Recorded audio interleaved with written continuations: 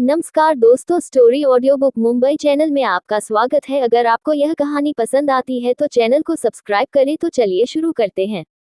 Jindal villa में दूसरी ओर शाम का वक्त हो चुका था और जिंदल विला में उनकी प्रिंसेस की आने की तैयारी हो रही थी।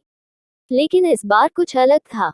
तो वह था भवानी शेरगिल, जो अनाया को मिलना चाहती थी। इसीलिए बहुत पहले ही जिंदल विला आ गई थी। लेकिन हर बार से उलट इस बार अरुणा जिंदल ने उस पर ज्यादा ध्यान नहीं दिया।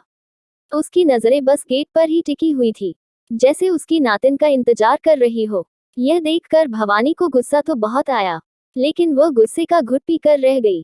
थोड़ी देर में कई सारी कारें विला के आगे आ गई। कार में से अनाया नीचे उतरी। इस वक्त उसने ब्लू जीन्स, छोटा सा व्हाइट क्रॉप टॉप और ऊपर एक बहुत क्यूट सा ओवरकोट पहना था, जिसमें फर लगे थे। उसने बालों में चोटी बना रखी थी, चेहरे पर बिल्कुल मेकअप नहीं, हाथों में रोबोट रेम और अपनी ओशियन ब्लू आंखों से टुकुर टुकुर चारों ओर देख रही थी और चेहरे पर मास्क पहना था।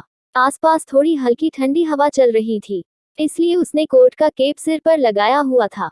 वह इस वक्त किसी प्यारे से पांडा की तरह लग रही थी, बिल्कुल बच्ची जैसी। इस वक्त वह अपने ओरिजिनल पर्सनैलिटी से बिल्कुल अलग नजर आ रही थी और इस तरह से उसे तैयार भी उसके प्यारे हब्बी ने ही किया था, ताकि जिंदल परिवार उसे प्यारी सी डॉल समझे और उसे बच्चों की तरह ट्रीट करें। वो चाहता था कि उसकी क्यूट सी गुड़िया, यानी कि उसकी बीवी, अपना बचपन जो खो चुकी थी, उसे एक और बार जी सके। हालांकि अस्पताल से निकलने से पहले उसने 1 घंटे तक उसके साथ प्यार भरे पल गुजारे थे। वहीं अनाया जो चारों ओर सारी चीज देख रही थी, दूसरी ओर पूरे परिवार और नौकरों की नजरें बस अनाया पर ही टिकी हुई थी। एक तरफ से हर्षद और एक तरफ से आकाश अनाया का हाथ पकड़कर आगे आते हैं। हालांकि अनाया उन्हें रोकना चाहती थी कि वह इतनी भी बीमार नहीं है, लेकिन फिर उसे कुछ याद आया कि उसे जहर दिया गया था, तो उसे थोड़ी सी कमजोरी हो रही थी। तो उसे ज्यादा कुछ नहीं बोलती और उसके साथ अंदर आने लगती है। तभी गेट पर ही उन्हें रोक लिया जाता है।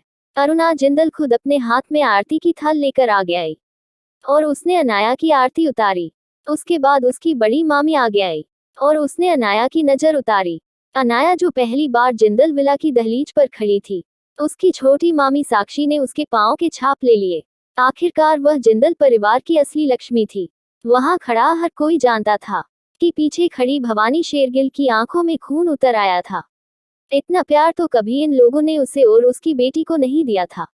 अब भला उसे बेवकूफ को कौन समझाए कि खून खून होता है, चाहे फिर लोग कितने साल बाद ही क्यों ना मिला हो, उनके लिए दिल में कोई खास जगह तो बनी जाती है।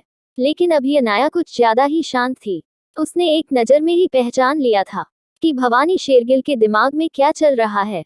लेकिन वह तो बहुत खुश हो रही थी। वही अरुणा जिंदल अनाया को गले लगाना चाहती थी। इतने सालों के बाद वह अपनी ममता लुटाना चाहती थी, लेकिन वह खुद को कंट्रोल करके खड़ी थी। उन्हें लग रहा था कहीं अनाया उनकी इतनी एक्साइटमेंट देखकर डर ना जाए। और यह सच भी था। अनाया को बाहरी लोगों का छूना पसंद नहीं था। वह बस कुछ चंद लोगों के ही नजदीक जाती थी, जिन पर वह यकीन करती थी, या फिर कह सकते हैं जिनके साथ वह कंफर्टेबल महसूस कर सके। और उनमें सबसे ज्यादा कंफर्टेबल वह अपने हब्बी हर्षवर्धन के साथ थी। यहाँ पर भी उसने बहुत मुश्किल से अपना मास्क हटाया था, या फिर कह सकते हैं मास्क के पीछे वह खुद की कर्मियों को छिपती थी। लेकिन आज वह यहाँ पर बिना मास्क के खड़ी थी, जिसकी वजह से उसे थोड़ा असहज महसूस हो रहा था। वैसे तो उसे डर नहीं था, क्योंकि उसने पहले ही रोबोट रेम को इंस्ट्रक्शन दे दिए थे कि किसी भी इलेक्ट्रॉनिक डिवाइस में उसका चेहरा नहीं आना चाहिए, ना ही कहीं पर भी उसकी आवाज रिकॉर्ड होनी चाहिए। और यह जरूरी भी था। उसके लिए अभी भी खतरा टला नहीं था। उसके अंदर की किसी कोने में एक आवाज कह रही थी कि यह मामला इतना सिंपल नहीं है जितना उस दिख रहा है। यह बस मोहरे है। उसे तो भवानी शेरगिल भी एक मोहर ही नजर आ रही थी। हालांकि अभी तक उसके पास कोई भी पुख्ता बूत नहीं थे, इसीलिए खुद को शांत करके बस सभी लोगों को एनालाइज कर रही थी। इतना प्यार उसे कभी महसूस नहीं हुआ। हालांकि हर्षवर्धन के साथ वो खुद को साफ और महफूज महसूस करती थी, लेकिन अपने परिवार का प्यार कैसा होता है, वो तो किसी मायके गई हुई लड़की को ही पता होगा। अनाया बस गौर से जिंदल परिवार को देख रही थी। अरुणा जिंदल से रहा नहीं गया, तो वह तुरंत अनाया के पास गई और उसका हाथ पकड़ते हुए बोली, मेरी बच्ची अब चलो, यहाँ आओ, मैं तुम्हें सबसे मिलवाती हूँ। वैसे तो अनाया ने सबकी इंफॉर्मेशन निकली थी और उसे ज्यादातर लोगों के बारे में पता था, लेकिन फिर भी वह आराम से सभी लोगों की ओर देख रही थी। वही हॉल में बैठे हुए अरुणा जिंदल प्यार से अनाया का हाथ पकड़ते हुए बोली, बच्ची इनसे मिलो, यह तुम्हारे नाना जी है। अनाया उन्हें देखकर बस मुस्कुरा देती है, लेकिन ज्यादा कुछ नहीं बोलती। लेकिन उनसे उलट मोहन जिंदल तो एक्साइटमेंट में उनकी पहली मुलाकात के बारे में बताने लगते हैं और अनाया की तारीफ करने लगते हैं कि वह एक चेस चैंपियन थी। अनाया को इस बात से कोई फर्क नहीं पड़ रहा था, वह बस उनकी बातें सुन रहा था। इसी तरह से पूरे घर में हर कोई अनाया से मिलता है। जब आखिर में अनाया जो हर चीज देख लेती है, उसकी नजरें भवानी शेरगिल से मिलती है, तो हर कोई उसकी नजरों का पीछा करता है। भवानी शेरगिल को देखकर अरुणा जिंदल मुस्कुराते हुए बोली, इसका नाम भवानी है, यह तुम्हारी मासी है। यह सुनकर अनाया के चेहरे के एक्सप्रेशन बदल जाते हैं। वह अपनी धीमी मगर थोड़ी कड़क आवाज में बोली, लेकिन जहां तक मुझे पता है, मेरी मॉम की कोई बहन नहीं थी, उनके सिर्फ 2 भाई थे। यह कहते हुए उसकी आंखों में थोड़ी अजीब से एक्सप्रेशन थे, जैसे वह यह सुनकर ना खुश हो कि जिंदल परिवार में कोई उसकी मॉम की जगह पर थी। वही उसके एक्सप्रेशन और उसकी बात सुनकर बाकी सबको तो समझ आ गया कि अनाया को भवानी कुछ खास पसंद नहीं आई।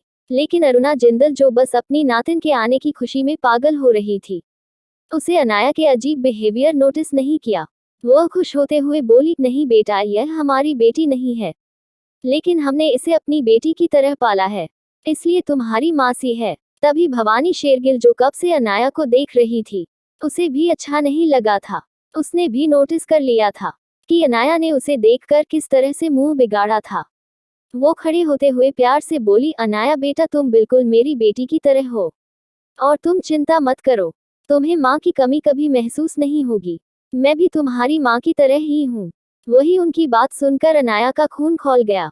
जो इंसान इतने वक्त से उसे मारना चाहता था, वह उसे आज अपनी बेटी बना रहा था। वही अनाया से बर्दाश्त नहीं हुआ। उसके अंदर की असली पर्सनैलिटी बाहर आ रही थी। वह गुस्से में और नफरत भरी आवाज में बोली, मेरी माँ गीता कपूर है, मुझे और किसी माँ की जरूरत नहीं है। यह कहते हुए उसके अंदर एक गुस्सा और आक्रोश था। क्या अनाया का गुस्सा करेगा कोई नई मुसीबत खड़ी? क्या भवानी शेरगिल कोई नई चाल चलेगी? अब तक आप लोगों ने सुना कि अनाया भवानी शरीर से मिलकर खुश नहीं होती और भवानी शेरगिल को मुंह तोड़ जवाब देती है। यह सुनकर पूरा परिवार आश्चर्य में था और खिलाफ भी था, लेकिन भवानी को यह बिल्कुल अच्छा नहीं लगा। तभी अरुणा जिंदल अनाया का हाथ सहलाते हुए प्यार से बोली, बेटा, वो मेरी सही बेटी नहीं है, लेकिन उसने मेरा बहुत साथ दिया है और हम उसे बिल्कुल बेटी की तरह मानते हैं। वही उनकी बात सुनकर अनाया, जिसका हाथ अरुणा जी ने पकड़ रखा था, वह अनाया छुड़ा लेती है और वहां से खड़े होते हुए दर्द भरी मुस्कान के साथ बोली, ओह, तो यही वजह है कि आपने इतने साल मेरी मॉम को खोजने की कोशिश नहीं की और उन्होंने अपनी जिंदगी में इतना मुश्किल वक्त देखा, क्योंकि आपके पास पहले से एक बेटी थी, इसीलिए आपने उन्हें नहीं खोजा। यह कहते हो उसके चेहरे पर एक दर्द भरी मुस्कान थी और यह मुस्कान झूठी नहीं थी। उसने अपनी मॉम की सारी स्ट्रगल देखी थी, इसीलिए उसे पता था कि उसकी मॉम ने अपनी जिंदगी में कितनी कठिनाइयां सही है। वही उसकी दर्द भरी मुस्कान देखकर पूरे जिंदल परिवार के दिल में दर्द उठा। अनाया अपनी जगह से खड़े होते हुए मुस्कुराकर बिना इमोशन के बोली, मिसेज जिंदल, क्या मुझे बता सकते हैं मेरा रूम कौन सा है? मुझे अब यह नहीं रुकना। इतना बोलकर वो एक नजर भवानी शेरगिल की ओर डालती है, फिर आगे बोली, वैसे भी मुझे आराम करने की जरूरत है, मैं काफी थक गई हूँ। यह कहते हुए वह आगे बढ़ने लगी थी। वही सबसे पहले साक्षी जिंदल होश में आई। वह तुरंत अनाया के पीछे जाते हुए प्यार से बोली, ठीक है बेटा, चलो मैं तुम्हें आराम करने ले जाती हूँ। यह कहते हुए जिंदल परिवार की दोनों बहुएं अनाया के पीछे चली गई। वही पूरा जिंदल परिवार पीछे सदमे में था। अरुणा जिंदल की आंखों में तो आंसू आ गए थे। वह रोते हुए अपने पति के हाथ पकड़कर बोली, मेरे कहने का मतलब यह नहीं था। देखिए ना, हमारी गुड़िया ने मुझे गलत समझ लिया। क्या वह मुझसे बात नहीं करेगी? वह हमें अपनाएंगी नहीं? यह कहते हुए वह सुबकने लगी और यह कहते हुए उनकी आवाज में कहीं ना कहीं गिल्ट भी था कि उन्होंने अपनी बेटी का प्यार किसी और को दे दिया। भवानी शेरगिल जो वही खड़ी होकर यह सारा तमाशा देख रही थी, उसके अंदर का खून तो उबाल मार रहा था। एक तो उसे पहले ही बर्दाश्त नहीं हो रहा था कि अनाया जिंदा है, ऊपर से अनाया की सारी बातें, वही जिंदल परिवार का बिहेवियर देखकर उसे गुस्सा रहा था। उसका बस चलता तो वह अनाया को सबके सामने जिंदा ही मार डालती। लेकिन वह बेचारा बनने की एक्टिंग करके रोते हुए बोली, मुझे माफ कर देना, यह सब कुछ मेरी वजह से हो रहा है। लगता है अनाया को मैं पसंद नहीं आई। मैं तो उसे अपनी बेटी बनाना चाहती हूँ। उसने अपनी मॉम को खो दिया, तो मैं तो उसके लिए उसकी माँ की तरह हुई।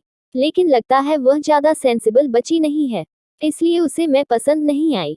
शायद उसकी परवरिश बाहर हुई है और वह बुरे बच्चों के साथ रही है, इसीलिए वह ऐसी है। उसे बड़े खानदान में किस तरह से रहना है वह नहीं आता होगा। वह साफ साफ इनडायरेक्ट अनाया की इंसल्ट कर रही थी और कह रही थी कि अनाया बिगड़ल है और गवार है, उसे कुछ नहीं आता जाता। वही उसकी बात पीछे खड़े हुए हर्षद और आकाश को पसंद नहीं आई। वही उनकी बात जिंदल परिवार को भी पसंद तो नहीं आई। लेकिन अरुणा चिंतन को लगा कि कहीं ना कहीं भवानी शेरगिल सही कह रही है। उसने सोच लिया था कि वह अनाया को समझाएगी कि ऐसा कुछ नहीं है जैसा विज्ञान रही है। वही उनके भाव बदलता देख पूरा परिवार चिंतित हो गया, खास करके हर्षद और आकाश। वह भला अपनी बहन की असली आइडेंटिटी कैसे नहीं पहचानते। उन्हें पता था कि अनाया क्या कर सकती है और वह कौन है। वैसे भी अनाया इतनी बड़ी हस्ती है, अगर उसकी दादी ने कोई बेवकूफ़ी कर दी तो कहीं अनाया सच में यहाँ से ना चली जाए। और वैसे भी उसका पति अंडरवर्ल्ड किंग हर्षवर्धन था, वो उसे नाराज नहीं कर सकते थे। आकाश से बर्दाश्त नहीं हुआ तो वह सबसे पहले बोल पड़ा, भवानी बुआ, आप कुछ ज्यादा ही सोच रही है। वैसे भी उसने कुछ गलत नहीं कहा। इतने सालों में आप हमारी बुआ की जगह पर ही थी, और भला कौन सी बेटी यह बर्दाश्त कर सकती है कि उसकी माँ जिस परिवार की हकदार थी उसकी जगह कोई और लेकर उसकी लग्जरी जिंदगी जी रहा है और उसकी प्रिविलेज का फायदा उठा रहा है। और जहाँ हमारी असली बुआ को होना चाहिए वह तो दर दर की ठोकरें खा रही थी और स्ट्रगल कर रही थी और अनाथ की तरह पूरी जिंदगी गुजार रही थी। हालांकि हमारी बुआ बहुत ज्यादा इंटेलिजेंट थी, इसीलिए उन्होंने अपने बलबूते पर कपूर अंपायर को खड़ा किया। लेकिन हमें अच्छे से पता है कि अनाथ होकर इतना बड़ा अंपायर खड़ा करने में उन्हें कितनी स्ट्रगल फेस करनी पड़ी होगी। और आप अभी भी यहाँ खड़ी होकर हमारी बहन को ही गलत ठहरा रही है। इतना बोलकर वह वहां से चले गए। उसके साथ साथ हर्षद और उसके पिता और चाचा भी चले गए, क्योंकि उन्हें भी भवानी की बात पसंद नहीं आई थी। अब एच में बस अरुणा जिंदल और उनके पति ही खड़े थे। भवानी शेरगिल जो अभी भी गुस्से से कांप रही थी, क्योंकि उसकी चाल उस पर भारी पड़ गई थी। वह और जोर से रोते हुए अरुणा जिंदल से बोली, माशा, मेरा ऐसा कुछ कहने का इरादा नहीं था, प्लीज आप बुरा मत मानिएगा। वही उसके मगरमच्छ के आंसू देखकर अरुणा जिंदल तो पहले ही पिघल गई थी, लेकिन मिलिट्री जनरल रह चुके मोहन जिंदल उसकी नौटंकी पहचान गए। लेकिन वह अपनी बीवी के आगे मजबूर थे। लेकिन इस बार बात उसकी नातिन की थी, और कहते हैं ना, असल से ज्यादा सूद प्यार होता है। वह अपनी बेटी से भी ज्यादा अपनी नातिन को प्यार करते थे। इसीलिए वह थोड़ी कड़क आवाज में बोले, भवानी अभी तुम अपने कमरे में जाओ, हमें भी आराम करने की जरूरत है। फिर वह अपनी बीवी का हाथ पकड़कर उन्हें आराम से खड़े करते हुए बोले, तुम हमारे साथ कमरे में चलो, मुझे तुमसे कुछ बात करनी है। वही मोहन जिंदल की बात सुनकर तो भवानी शेरगिल की आंखें गुस्से से लाल हो गई। पहली बार ऐसा हुआ था कि मोहन जिंदल बीच में कुछ बोले थे और उसने भवानी की बात काटी थी। भले ही भवानी शेरगिल कितनी ही बुरी चीज क्यों न कर ले, या फिर वह कितनी ही गलत क्यों ना हो, वह हमेशा ही उनकी हामी में हामी भरते थे और अरुणा जिंदल को कभी कुछ नहीं कहते थे। लेकिन आज पहली बार भवानी को उनका कड़क अंदाज देखने को मिला था, इसलिए उसे गुस्सा आ रहा था और वह कहीं ना कहीं सबका जिम्मेदार अनाया को समझ रही थी। उसने पहले ही ठान लिया था कि वह अनाया को अच्छा सबक सिखाएगी। दूसरी ओर वह लोग जैसे ही कमरे में पहुंचे, मोहन जिंदल कड़क आवाज में बोले, अरुणा, यह गलती दोबारा नहीं होनी चाहिए। मेरी नातिन इतने सालों के बाद मुझे मिली है, अगर वह भवानी को पसंद नहीं करती या फिर वह उसे एक्सेप्ट नहीं करती तो उसे तुम जबरदस्ती नहीं करोगी, ना ही तुम कोई ऐसी बेवकूफ़ी करोगी जिससे मेरी नातिन मुझसे दूर हो जाए। उनकी बात सुनकर अरुणा जिंदल थोड़ी परेशान होकर बोली, लेकिन हमें अनाया बच्चे को समझना होगा कि इसमें भवानी की कोई गलती नहीं है, वह खामखा उसे गुस्सा है। यह सुनकर मोहन जिंदल पहली बार गुस्से में अरुणा जिंदल से बोले, बस बहुत हुआ अरुणा, मैं तुम्हारी हर नाजायज मांग पूरी करता हूँ। इसका मतलब यह नहीं है कि मुझे अपने बच्चों से प्यार नहीं है। मैंने अपनी पूरी जिंदगी इस गिल्ट में बिता दी कि मैं अपनी बच्ची को प्रोटेक्ट नहीं किया, मैं अपनी बेटी के लिए एक अच्छा पिता नहीं बन पाया। लेकिन इतने सालों के बाद मुझे उस गिल्ट से उभरने का मौका मिला है। और इस बार मैं अपनी नातिन को खोना नहीं चाहता, चाहे फिर वजह कोई भी क्यों ना हो। और यह मेरी आखिरी चेतावनी है। तुम ऐसा कुछ मत करना जिससे अनाया नाराज हो जाए। वैसे भी उसे देखकर लग नहीं रहा कि उसने हमें अपनाया है। वह अभी भी हमें हमारे सरनेम से बुलाती है। यह कहकर वह बिस्तर पर जाकर लेट गए। अरुणा जिंदल भी रोते हुए उनके पास लेट गई। कहीं ना कहीं उनके दिल में भी गिल्ट था। क्या अनाया करेगी जिंदल परिवार को माफ? क्या भवानी शेरगिल का पत्ता कट जाएगा? क्या होगी अगली चाल? अगर आपको अगला एपिसोड चाहिए तो लाइक करें, कमेंट करें और चैनल को सब्सक्राइब करें।